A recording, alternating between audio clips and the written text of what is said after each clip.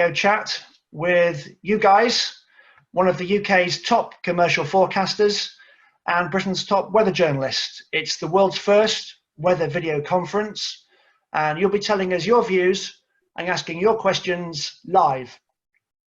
Your co-presenters are Brian Gaze, who founded the Weather Outlook in 2000, and me. My name's Alistair Grant.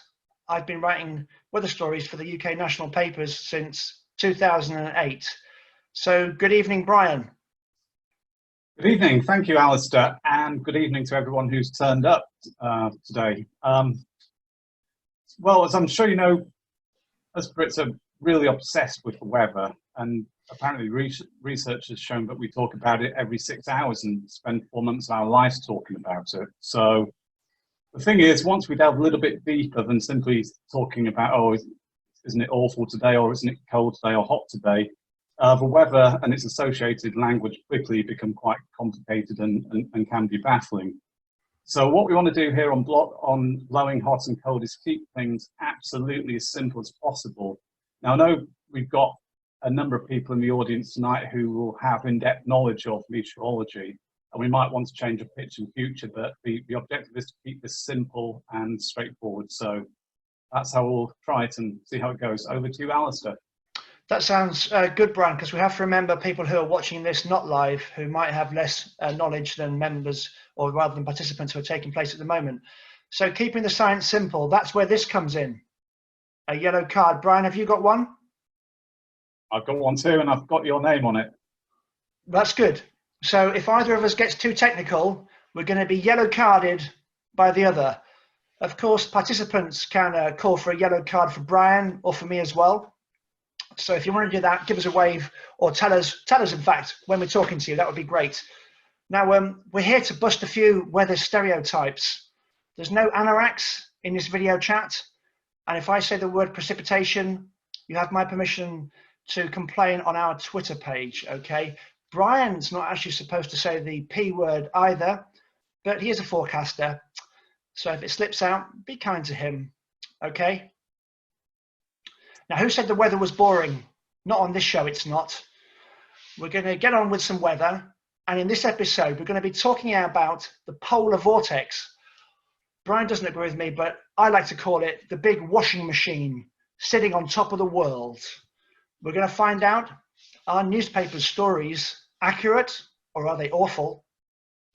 But first, we're going to chat about the rest of spring. Now, to spice things up a bit, every episode, we're going to be judging our weatherman, Brian Gaze, on whether he got the forecast right or wrong. And if Brian gets the forecast wrong, he has agreed to do 10 press-ups live on air in the next episode. So I'm praying he gets it wrong, obviously. Well, it might only be 5, though, because my gym's been closed for the last 3 weeks, so I'm struggling a bit now, but we'll see. You'll have to get in training then, Brian, I think. You might need to get in training. Let's see how good the forecast is. So while Brian's talking through to us about spring, please get your views about spring so far and the 6 or so weeks ahead of spring remaining. Get your views on that ready and your questions ready, because we'll be having views and questions straight afterwards. In the UK, it's been a pretty amazing couple of weeks. We had 25 degrees 3 days in a row over Easter. So how does the rest of April look? Over to you, Brian. Right, well, it's not looking bad at all. That's my take on it at the moment, but I think it's going to be easier if I can share my screen and just show a few basic charts. So let me try to do that straight away. Hopefully I'll get the right one. I've got lots of tabs open on my browser, but this looks promising. So hopefully you can all see a graph which is on the Weather Outlook website, a chart which is showing data from the GEFS model, which is global forecasting model run by NCEP in the United States. It updates every 6 hours, and we use it to give us an idea of what the weather is going to be like during the next 16 days at any point in the UK or around the globe. So this now goes out to early May, and we can see on the top half of the plot upper level temperatures. These are temperatures at about 1,500 meters above sea level, so 5,500 feet or thereabouts. and the black line which runs across the chart there shows the 30-year mean, the 30-year average. So it's from the 1981 to 2010 period that's plotted on these charts. And Brian, just to jump in, why are you showing us temperatures that are so high in the air, please? So temperatures at this level are useful for forecasting because they don't change, and they don't change during the day and the night. If you're looking at the ground level temperatures, they tend to warm up quickly during the day and fall quickly once the sun sets in the evening. At this level, it's high enough not to be affected, as I said, by day or night variations. And so it gives us a good idea of the air mass which we can expect to be over the UK. And in turn, that gives a good indication of the weather, of the temperatures we can expect down at ground level. So what sort of temperatures might there be, please, Brian, if we're looking forward through the rest of April? Yeah, so the correlation between these temperatures and ground levels is not always straightforward. But in this instance, what we're seeing is temperatures about 7 or 8 Celsius above the 30-year mean. And in sunny periods in southern counties, you probably expect to reach 21, maybe 22 Celsius locally at this time of the year. So it's looking pleasantly warm in the next week or so. That looks good. Brian, I'm thinking of writing a story this weekend about April being the hottest since records began in the UK. What do you think about that? Well, it's way above average at the moment. I think it's about 3.6 or 3.7 Celsius above the Central England temperature average. So that's got to be on the cards. The record has to be on the cards. I'm going to throw a caveat in here and point out that during the last week of April, there's a clear trend downwards in temperatures.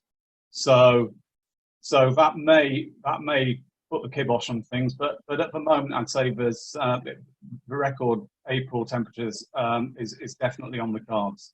Well, that sounds good. So, Brian, I'm going to back you up. I know you've promised to give us 10 press-ups if your forecast for the rest of spring is judged to be wrong when we reconvene in 2 weeks' time for the next episode. So I'm going to back up my weather story and I'm going to meet your challenge of 10 press-ups.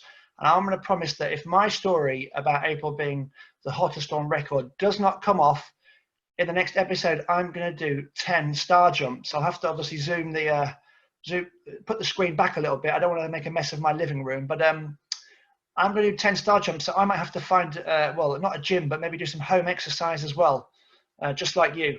And how's it look going into May, Brian? Okay, I'll go on to May. If I just briefly mention the outlook for rain, because we could well see some rain in the south in the next few days, as you can see on the lower half of this on the lower half of the chart. And also, there's a little bit of a trend emerging towards the end of April for it to be wetter too, but that's something we'll keep an eye on. But looking into May, which is what you've asked me, we've got to start looking at different computer models at the moment. So I've popped up some charts here from the ECMWF forecasting model. Sorry, Brian. I've got to give you a yellow card for that because. Oh, you're joking. You're joking. I know it's a bit early, but that's a bit harsh, isn't it? Guys, is that fair or not for technical weather talk? If you think that's fair, give me a thumbs up, okay? And if you think it's not fair, give me a thumbs down. Let's do a poll. A thumbs up there. Tyler, what do you think in the States? Is saying ECMWF? He's thumbs up for the yellow card. That's great. Oh, fantastic! Okay. Now I have to say we haven't got any red cards. Okay, well maybe we'll need them for next time. But careful, Brian. Now, what sort of max temps might we see? Would you think, Brian, during that period at the start of May, and then say further on around mid-month? So just to clarify, ECMWF or ECWMF, I can never work out which way around it is the European Centre for Medium Range Weather Forecasting. And they are probably the leading forecasting centre in the world at the moment, widely respected. And they produce short, medium and longer range computer model forecasts. And what we're looking at here is temperature anomalies. I'll explain what that is from the ECM 30-day model. So temperature anomaly forecast is for a given week here. So this is actually at the end of April into the beginning of May. And it's saying, will temperatures over that week be above or below the average that we would expect?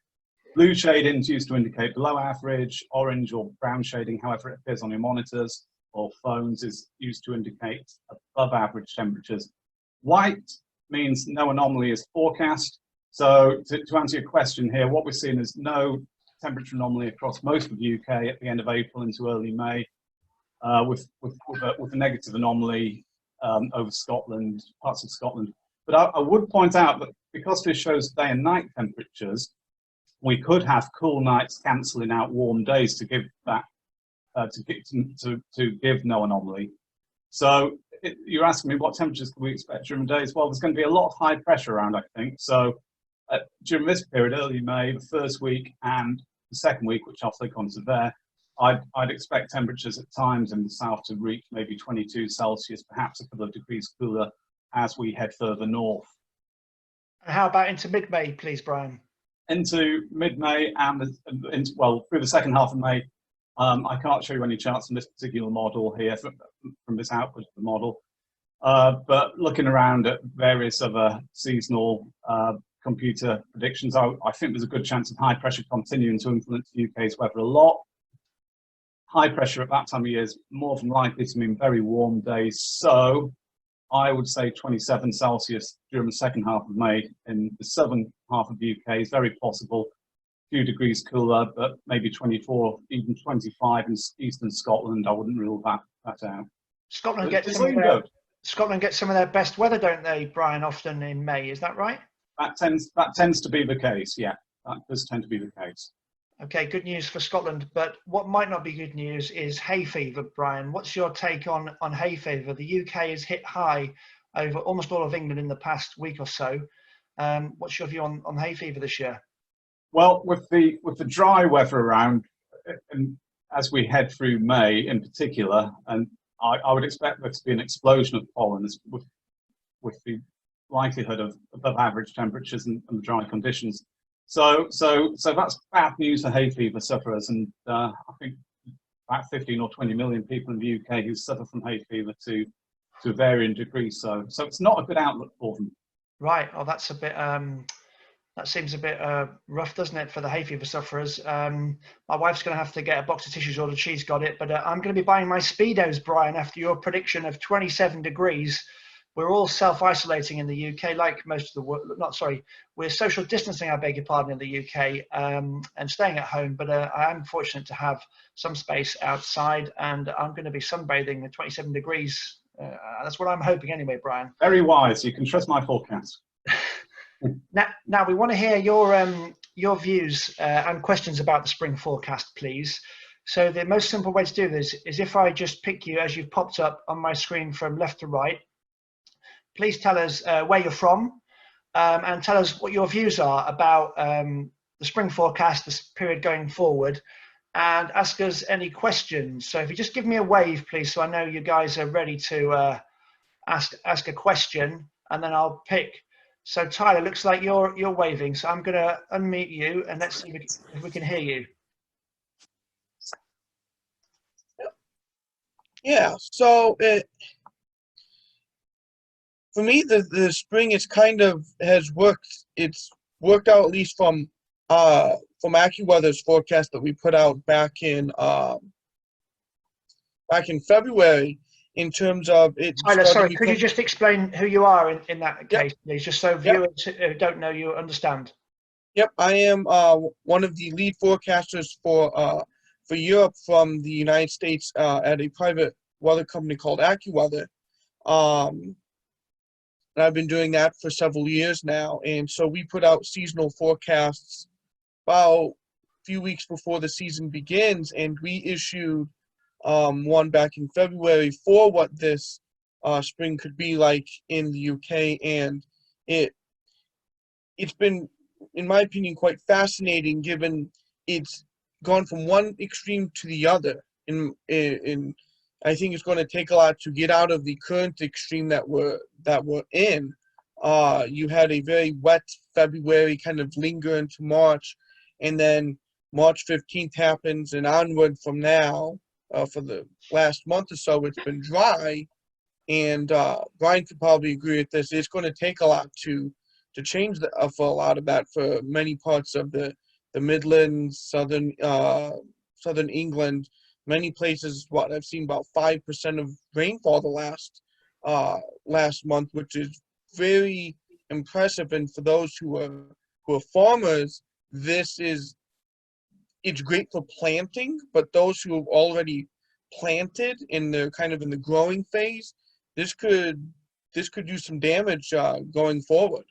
Yeah, we've really gone from, Brian, would you say we've gone from all to nothing, Brian? We've obviously had those floods, haven't we? You know, which were very bad in Yorkshire, and then particularly in the rivers Severn and Wye in the Welsh borders. Yeah, I mean, that's very much a case of in the early part of the winter and the late part of the winter in February, as Tyler just mentioned. Just on that particular point about the lack of rain, well, I'm 25 miles north of central London. And the last time it rained here, I think, was the 18th of March. Before that, it didn't stop raining. But it certainly dried out incredibly, and it has been a case of going from all, you know, it's been all or nothing for the last few months. Why, Brian, why was it so wet when we had all that rain in winter, Brian? Well, we're going back to winter here, and I mean, the key thing, of course, was the position of the jet stream this winter and the strength of it. And it tended to be a very flat pattern with deep areas of low pressure, particularly in February, tracking in from the Atlantic and across the UK. And just explain, Brian, just for people who might be watching this who don't have as much, who are more interested in weather and not as technical as question, could you just talk us through what the jet stream is and why that affects the UK's weather so much, please? So the jet streams, it's a high level band of winds that go well around the world, but in particular we're interested in its track across the North Atlantic region. And often during the winter months we'll see low pressure areas, and what it does basically is steer low pressure areas and the course which they take. And of course, low pressure areas or storm systems, maybe we want to call them, they are what bring, and their associated fronts are what bring the rain to the UK. And often those low pressure systems track between Scotland and Iceland, with the wettest conditions in the northwest of the UK. But several times during the last winter, we saw them pushing further south across the country itself. And so you had parts of Wales, as well as parts of South England, recording huge amounts of rain. So that was really the cause of it. Okay, and why was the jet stream this ribbon of high altitude air that catapults planes across from the States to Europe in a record time of under 6 hours? Why was that so strong this winter? Well, there's always an element of cause and effect with these things, but what we saw in the winter just gone was very, very cold air being trapped in the Arctic. Due to the Arctic oscillation was at record positive levels. Basically, the Arctic oscillation. Careful. Okay, I was just going to simply explain what the Arctic. I'd love to. Okay, I'll be off if that one's shown. That's the end of it. So we had the record Arctic oscillation at record levels. What it does is really it's an index which measures the difference between pressure in the Arctic area and I think about 25 to 40 degrees latitude between those two. In that zone, it measures the pressure differential. Right. So we've had the Arctic oscillation and we've had the strong jet stream, and so driving the jet, that's been these winds, has it, that we get from the around the poles? That's right. So that's right. And a lot of people these days talk about the polar vortex, or perhaps the stratospheric polar vortex, as I think it's more correctly termed, which you might want to say a few things about, because I know it's one of your favourites. Oh, anything that sounds exciting, Brian, like a vortex or a beast from anywhere, particularly the east, or anything to do with a plume, Spanish plume, or any plunges. They're all my speciality. And the way I like to talk about the polar vortex, Brian, is actually I've got an apple here I was going to have. So basically, it's like a big washing machine just spinning around right on the top of the world, spinning all the way around, and it traps all that cold air right in the top. And obviously, if it spills out, we might have some trouble, mightn't we? So if I pull up a graphic here, I've actually got something I could share, which should pop up on your screens now. This shows the polar vortex as it is when you on the left of the screen when it's strong. It spins all the way around, and it keeps the cold air trapped up north. And then when it weakens, and those winds weaken, the cold air plunges south. Now this is a US map, so it plunges to Tyler Royce's part of the world in the States on this particular map. But if you look on the right-hand side, you'll see it can also plunge to Europe. That has caused some of our notable cold spells. For example, my personal favorite, of course, the Beast from the East. A couple of years ago, it also kicked off the very cold December 2010. At the time, if my knowledge is, if my recollections are correct, it was the coldest month we'd ever had. In fact, sorry, I can't say that. Sorry, I'm being a journalist again. It wasn't the coldest month ever. It was the coldest month since records began, which is how it should be referred to. I apologize for slipping into my journalist talk. It is quite a hard habit to get out of. So I'll just pop the screen share off. I mean, Brian, I don't think it was the coldest month since records began, was it? We were referring to December 2010. I was. It was one of the coldest months, but not the coldest. We certainly saw colder months in 1963. January 63 was cold. There have been several colder months, but I'm not. What about 1946, 47, Brian? 47. Well, my father always used to talk about that winter. So even though I'm not old enough to remember, it might look like it. I wasn't born then. I hope me talking to you over the years hasn't had that effect on you and it hasn't helped. Worn you down.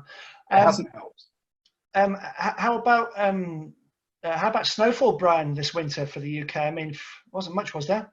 No, it was a shocker. If snow is your sort of thing, and I personally, it's my sort of thing. I love it when it snows. But as I said earlier, I live in the Chilterns, so about 25 miles northwest of London, and the weather here is a little bit different to central London. We do get more snow than you guys do, but this winter it didn't snow until I think February the 25th, and then we only had a centimetre or two, and it had more or less melted by the end of the day. So it was very disappointing. Yeah, you've got that. It really was. I remember it was one day, wasn't it? Right at the end of February. I live in southwest London, and it snowed in the morning for about 10 minutes. Obviously, it wasn't even close to settling, but the car was already packed.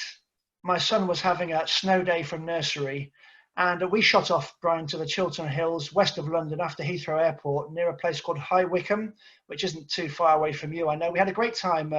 We got up to only, maybe 200 or 300 meters altitude, but it really made the difference, and it was great fun. Now, Tyler, can I bring you back on here, please? And Tyler, what do you and your colleagues in AccuWeather in the US make of the rest of spring and the forecast for the rest of spring for the UK? What are your views, please? I'm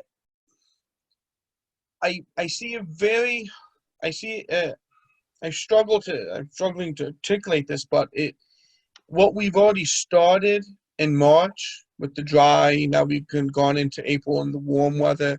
Now we've talked about as we head into May.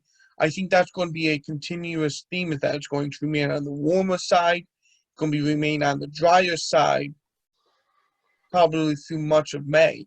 And that brings up the question of how will summer turn out, which we're still looking into. But I think May, the rest of spring, at least from our thinking, is going to be on the drier side, on the warmer side of things. Okay, sounds good. I'm definitely getting those speeders, and I'll be getting some sunblock as well, because I've got it from two sources now. Tyler, thanks for your input for now. I'll just pop you back on mute. Stan, you're next up. I'll unmute you now, Stan. Oh, sorry, I beg your pardon. There you go. Stan, tell us where you're from, and what are your views about spring, and what would you like to ask Brian or myself, please? So I lived in England for 14 years, but I'm now currently living in Poland. But I do know what's going on in the UK. So my views for spring are that we're going to continue with this dry spell into May. And I can't really see much further from there on. But I Yeah. do think we're going to stay mostly settled. How's it been in Poland? How was your winter, Uh, and how's your spring been so far? You obviously get a lot colder than we do in the UK, having our climate moderated so much by being right next to the sea. Absolutely, but we've had the mildest winter on record. It's absolutely dreadful. We've had one snow day for a whole winter, and that didn't last a day on the ground. So, and now obviously we have this extreme drought. In the last 34 days, it's rained 0.2 millimeters. Right. Wow. It's really poor. Yeah, that's interesting. I mean, it's interesting you had such a mild winter as well. I remember, I think it was back in January, possibly. There was a crazy day when didn't somewhere in Norway get to about 21 degrees or something ridiculous. I can't remember the details of that, Alistair, but what I remember reading is that it didn't snow in Helsinki in Finland until I think late January or perhaps even February. It was exceptional, really, truly exceptional. The warmth across, I think Tyler will probably have the American view, but I think it was warm across most of the Northern Hemisphere, including much of the US, because of the pattern across the jet stream and the Arctic air being trapped up in the Arctic Circle. I'll just unmute Tyler, and Tyler, tell us how it was winter and the start of spring in the States, please. Yeah, with the Helsinki point, I thought it went much longer than just end of January. I thought it went to much of February that they didn't see snow. But I think, yeah, you could well be right, Tyler. I can't remember, but you could well be right. It was exceptional. for us here in the States, it's been, if you live near the Canadian border, you've been about normal, maybe above normal for snowfall. But here in State College, we're actually going to we're going to break a record for least snowiest winter since records have going back, which with Penn State, they've been going back since I think the late or mid 1800s. And so we're actually going, I think the record is somewhere around 18, 19 inches. So you're talking a little bit less than 60 centimeters. We're going to be closer to 15 inches for snow for us, which is, as Brian can attest and even Stan, is just absolutely dreadful. Yes, and Brian, sorry, I beg your pardon, Tyler, could you just explain, please, for any viewers who aren't as familiar with the geography of the States, where you are in the States when you're referring to this snow stat, and also which parts of the States had a particularly, mild and average winter, and which parts didn't, or maybe they all did? Yep. So I'm in the Northeast United States in Pennsylvania. Areas that have seen at or above normal have been much of the interior, New York, New England states, and along the Canadian border, parts of the Cascades have seen near normal snowfall, and even parts of the Rockies, in the northern Rockies. So you're talking like Idaho, Montana, Wyoming area. On the higher train, they've seen about normal snowfall. So that's generally where they've seen any good snow really this winter. Okay, thanks a lot for your input there, Tyler. Now, Bryce and Matt, I'll just pop you on mute, Stan, as well. Bryce and Matt, Bryce, do you want to go first? Okay, I've unmuted you. Let's see. Yeah, there we go. Okay. Great. What do you tell us where you're from, please, Bryce? Okay, and tell us what you've made of spring so far and the forecast ahead. I think this spring's been quite unusual because well, I know March, we just had a lot of rain, obviously moving on from February as well. Where are you, Bryce? Sorry, West Wales, Aberystwyth. Okay. Right.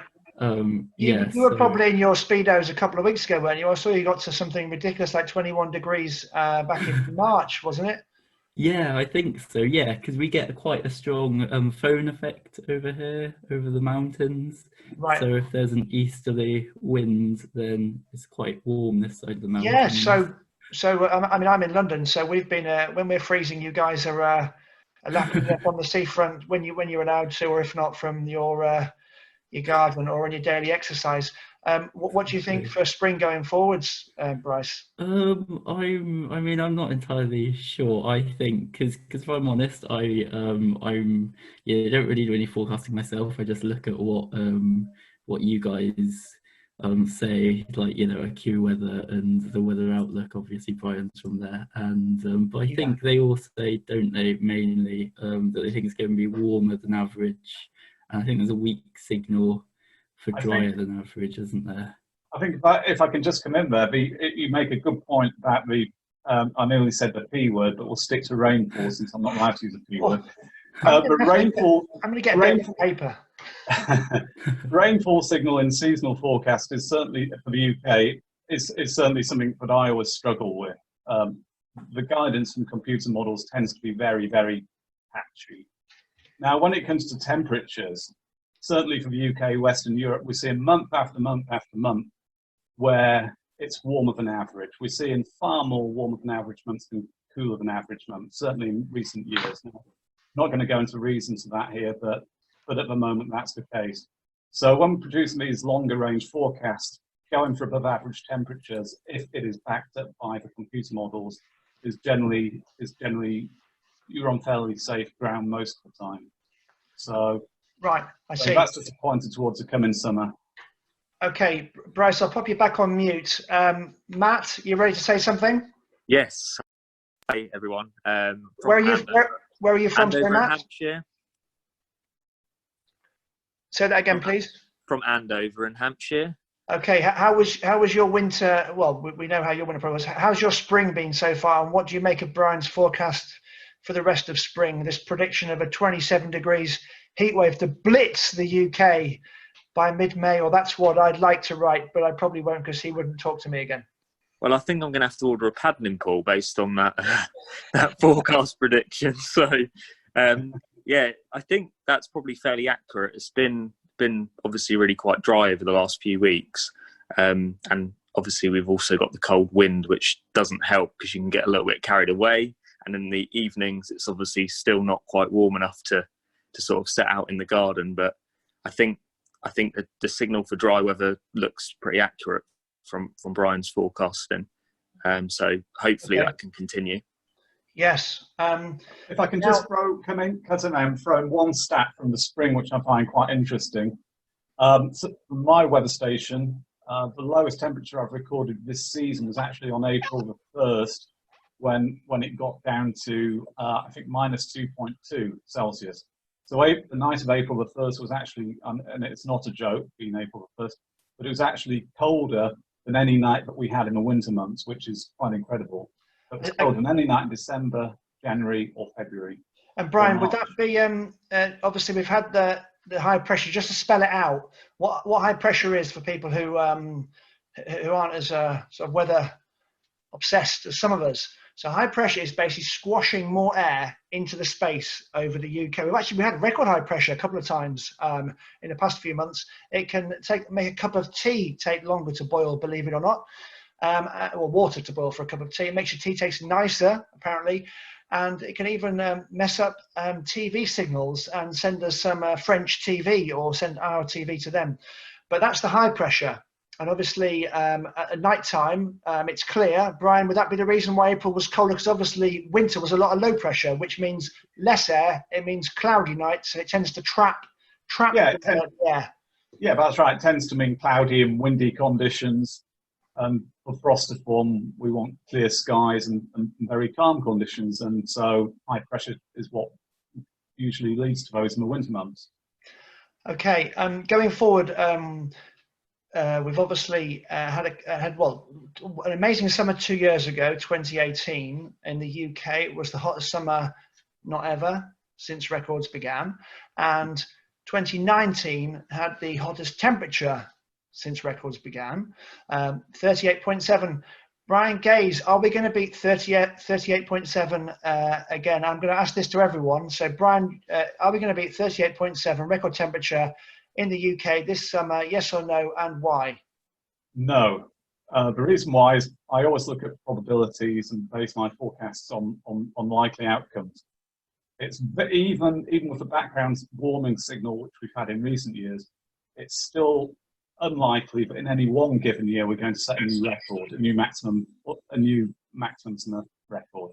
What I would say, just concluding on it, is that if you ask me, will we beat that record in the next 10 years? There's probably a good chance. That Yes. would be mine. Stan, you're up next. I'm going to unmute you now. If you leave it that I unmute you, then I don't end up muting you. If you just unmute yourselves, please. Stan, do you think the UK will beat 38.7? Yes or no, and why, please?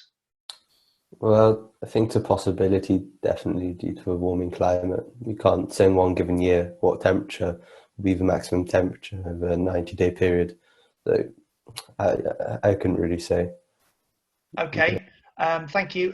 Tyler, I'm unmuting you now. Do you think the UK will beat 38.7? And if you do, I'm going to probably use it in a story if you say yes. But I'm going to go with Brian and also say it's unlikely to happen.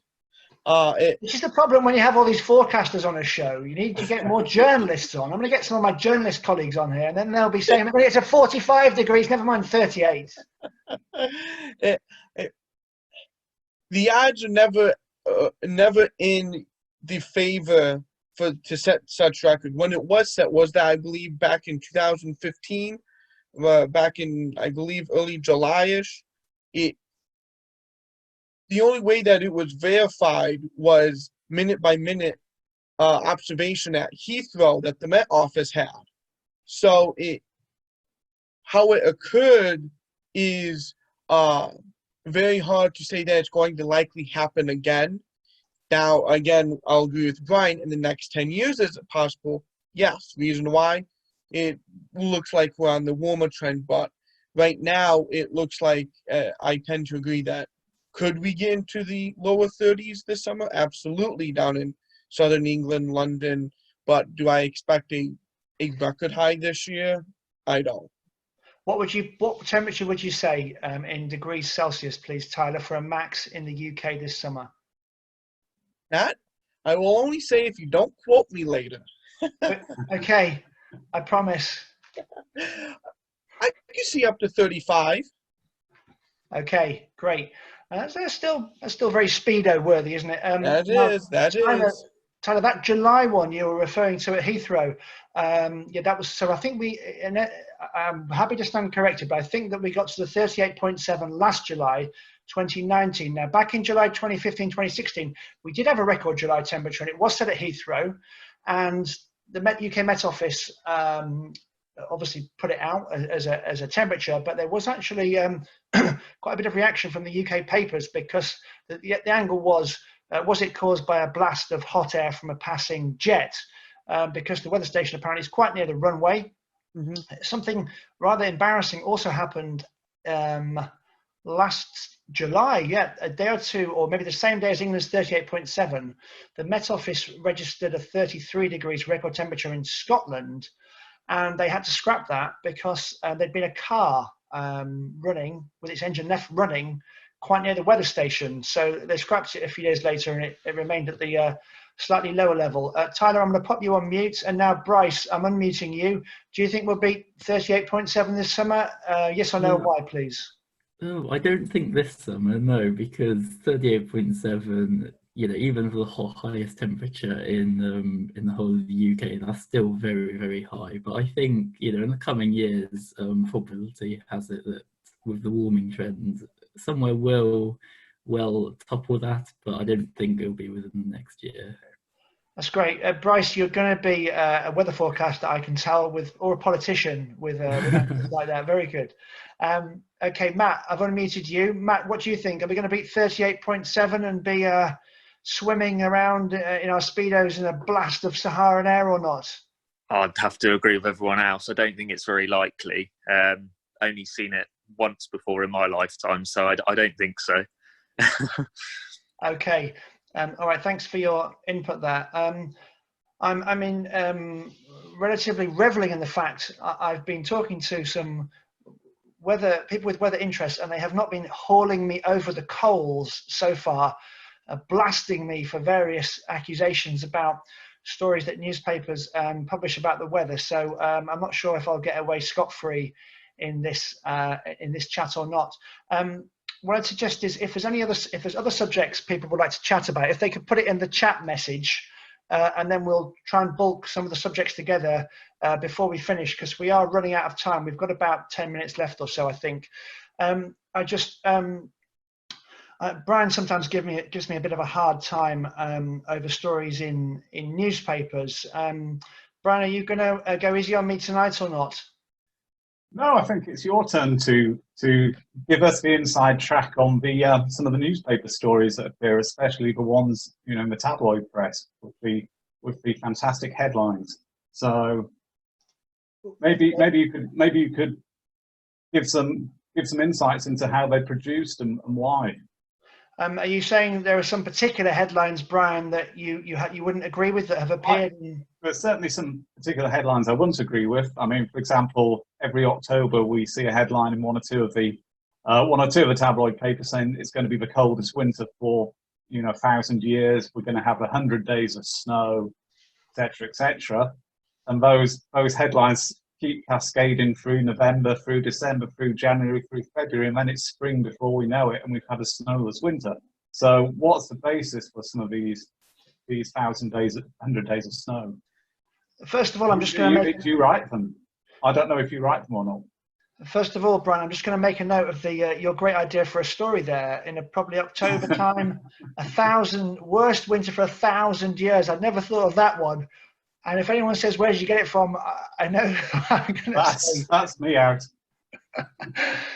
I mean, stories about, for example, 100 days of, coldest winter for 100 years, 100 days of snow, etc., which tend to, if you Google them, they tend to provoke quite a bit of ire from people, and that these stories appear. But what people need to understand is that the reason papers write weather stories, and quite exciting sounding weather stories, is because this is what people actually want to read. It's the same reason that TV channels show reality TV shows. People want to watch reality TV shows. Personally, I don't, but lots of people do. They like to watch cooking shows. That's why we have the Great British Bake Off. So newspaper. Okay, I'm going to get my own back here and give you a yellow card because you're going off at a tangent talking about cooking shows and reality TV, and we started off talking about these ludicrous headlines. Can I call for a VAR? How do I do a square? VAR replay. Oh, I can't do this because my screen's been red. A VAR virtual replay. You can, but I don't know how to set one up, so we're going to have to continue. Maybe next week. Okay, so back on subject. Papers like to write exciting stories.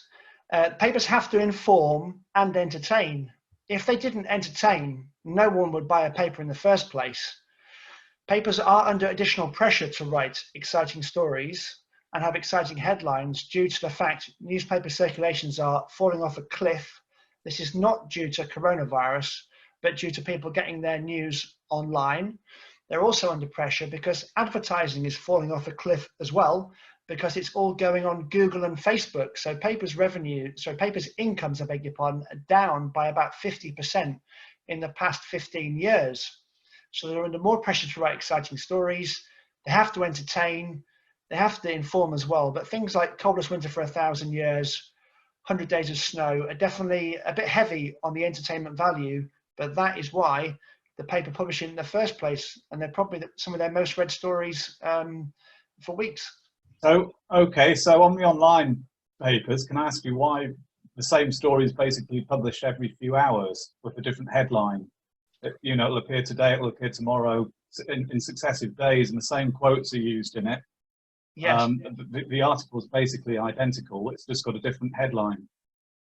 I'd love to make money by finding the same story every day. That would be great. And unfortunately, I get paid once, and that's normally about it.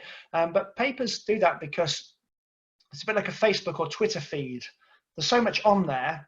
People look at it, scroll down to the next thing. They know they can whack it back up, get some more people to click on it. That means they can charge more for their advertising because there's more people looking at their pages. And that means they have a bigger income stream. Papers know that people want to see a fresh angle, so they might have, for example, 100 days of snow.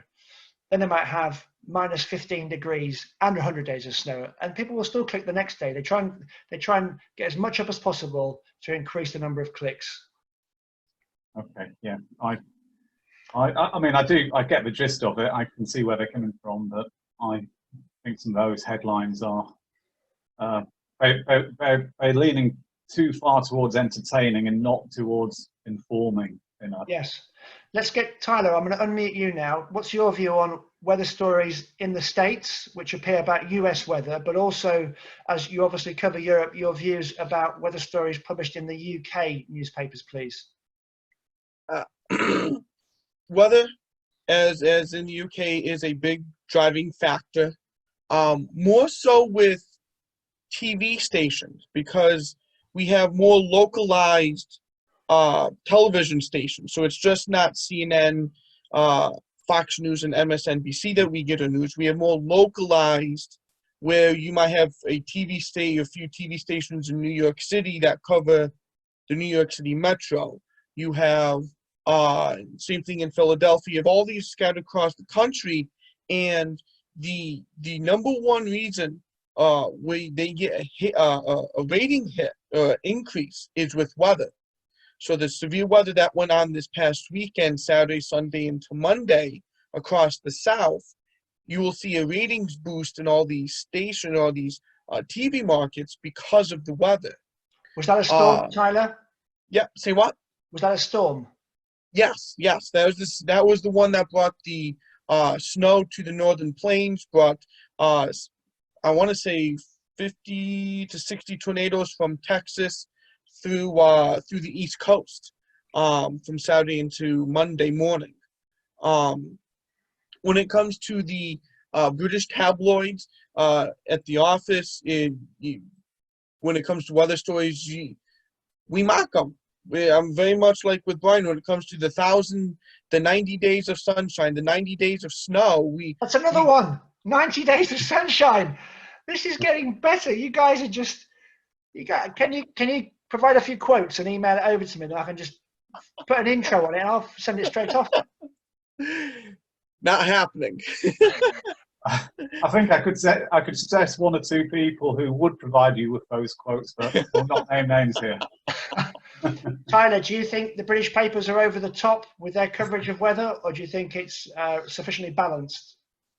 I do think that they're over the top, but you bring up a very good point, though, that what's going to make the people come to read the papers? It's going to be probably the weather. It's not going to be that they want to read about someone being shot or some disruption. It's going to be, what's the weather going to be next week? What's the next big weather? So I understand. I just think what happens is sometimes what we say and how we convey the uncertainty gets lost in said articles. So we might say it might snow in northern England, and we might say there could be flurries, could reach down to London, and all of a sudden the headline says snow in London, when in reality it's going to largely be falling across the higher terrain in northern England, for instance. That's right, Brian. Sorry, I beg your pardon, Tyler. Sorry. It might say, for example, Britain told to brace for 12 inches snow. And if you're skiing in Scotland, you might be loving 12 inches snow. But if you're in London, you'll be probably walking around in a jumper or a t-shirt. Okay, thanks for that, Tyler. Now, guys, we've got about 4 minutes left or so. So if I just unmute Bryce, I'll unmute you and Matt at the same time, okay? Now, we can just ask anything you want about either to Brian about his forecasts or about journalism or anything else. Just, I'll unmute both of you. And there we go. Bryce, would you like to go first? What do you have to ask? Yeah, okay, this is a bit of a curveball, but for someone who's trying to get into the meteorology sector, what tips would you give them? Sorry, that's probably a bit of a curveball. No, that's a good that's a good question. Do you mean working as a forecaster? Yeah. Okay. Yeah. Brian, would you like to go first? I'll give it a go. So there are several different routes. into doing this. And it depends exactly what you want to do. I mean, you could go down the journalism route like Alistair has done and be very involved with the weather.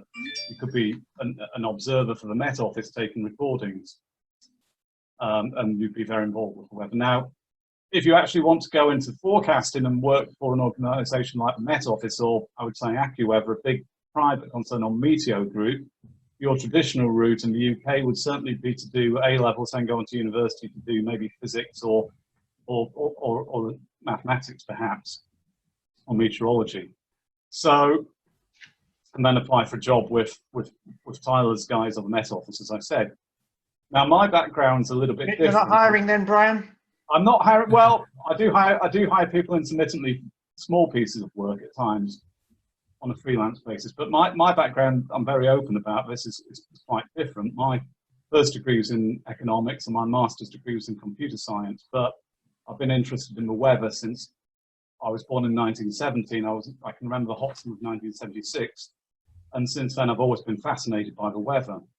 Brian, I imagine having such a knowledge of computing and giving forecast these days is entirely about computer models. I suppose that expert knowledge you've got is probably, possibly in a way, even an advantage above a traditionally trained forecaster. Yeah, I mean, I think it would be unfair to say that it's all about computer models, but increasingly computer models playing a big part. And having experience of software development is advantageous because what I can do is take the data sets that the national forecasting centres now make available, most of them make them available freely, and I can then decode those data sets, produce charts, some of the ones which we saw earlier tonight, produce forecasts, and run the website and the associated apps. So the route I've taken, as I say, is I've been very, very fortunate, and I'm very grateful that this is what I do. But it's certainly, mine isn't the traditional route into forecasting, but it's really, for me, it's really driven by an enthusiasm for the weather, which I've always had. I don't know if you follow what I say and what I write, but I love it, the hot weather, snow, cold. What I don't like is the sort of eternal October that we sometimes get stuck in the UK. I like the extremes. So that's my route. Tyler may be able to chip in and give more information on I don't know, of the sort of traditional background. I don't know how you got into web broadcasting, Tyler. Tyler, I've unmuted you. What advice would you give, please?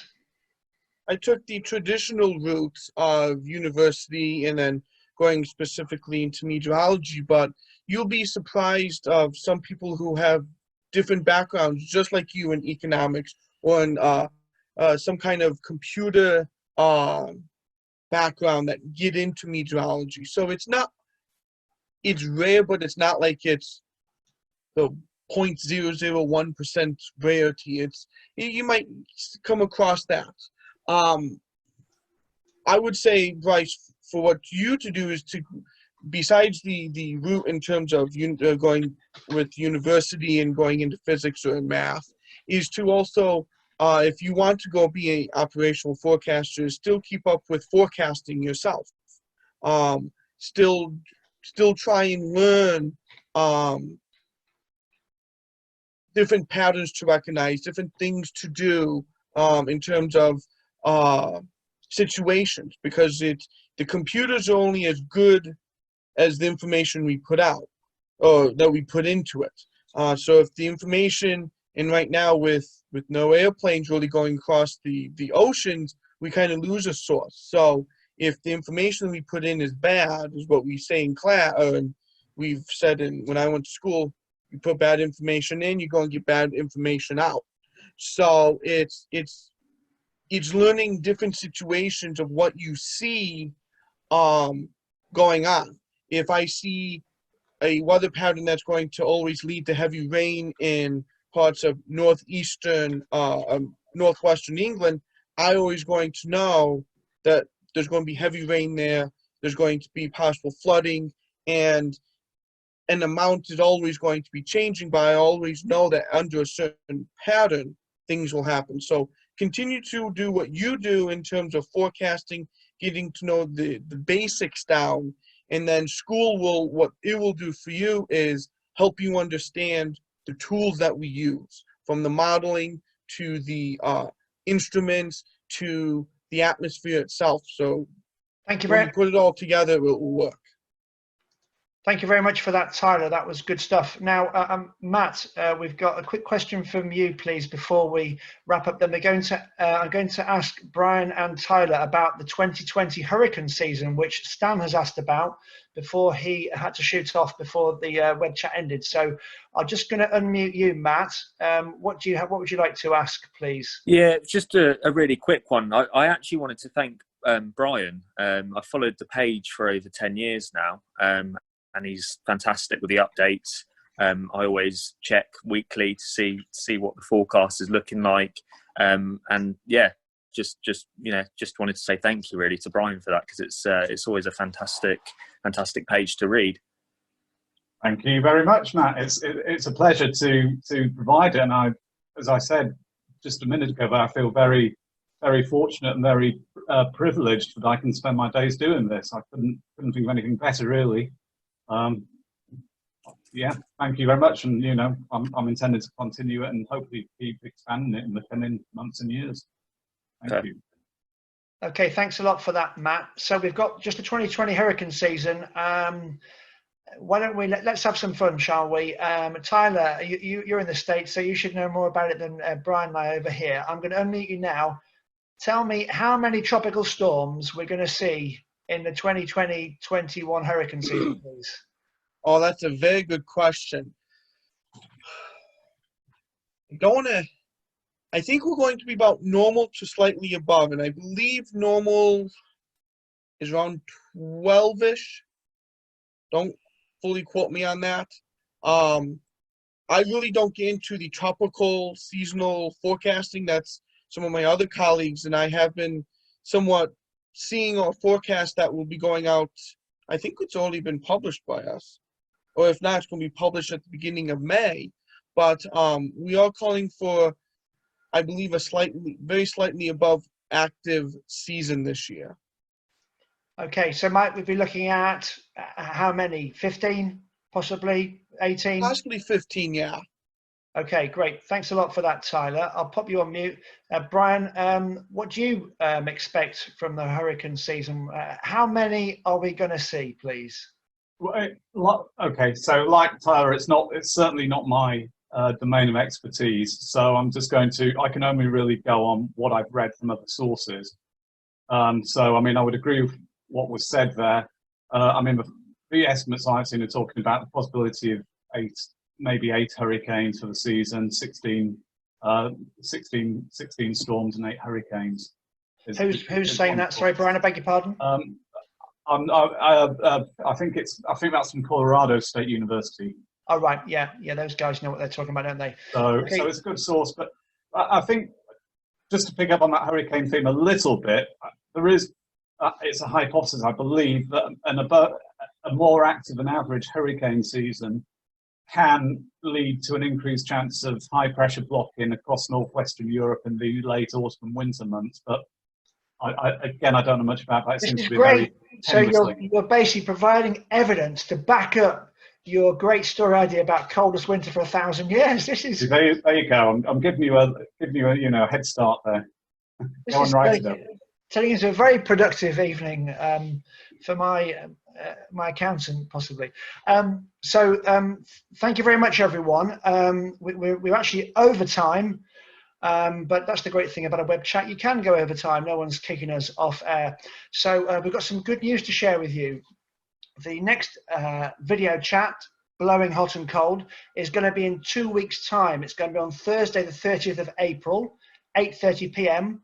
For those of us in the UK, it's very easy to remember because at 8 o'clock, we'll all go outside our homes every Thursday evening. We clap for the NHS, our brilliant health service, and all the carers and all the key workers helping our country through this very tough time. Brian's going to just, Brian, could you just sign off, please? Yeah, that's been great. Really enjoyed it this evening. Thanks for turning up. Hope to see you all again. And obviously, feel free to send questions. You can send them via Twitter, via Facebook, to me directly, or to the Blowing Hot and Cold pages, or of course use the Weather Outlook contact form, or post comments on the Weather Outlook, or message me directly. And if you can mention it elsewhere, feel free, you know, or share pages out, whatever. That would be much appreciated. Thanks. Thanks very much, Brian. Obviously, we're going to be waiting eagerly to see if your forecast for this, the rest of April and May was right or wrong when we come back on April the 30th. Please comment on our Twitter or Facebook pages. Let us know what you thought of the event. It's Blowing Hot and Cold on Twitter and Facebook. You'll find us on there. Please, if you follow us on Facebook, you'll get a notification for when we do our next live video chat event, that one on the 30th of April. A video of this chat's going to go up on our social media on Twitter, Facebook and YouTube. You can see yourselves on there. Tag yourselves, share it with your mates. Everyone's welcome back on April the 30th. So thank you very much for taking part in Blowing Hot and Cold. It's the world's first live weather video chat, and good evening.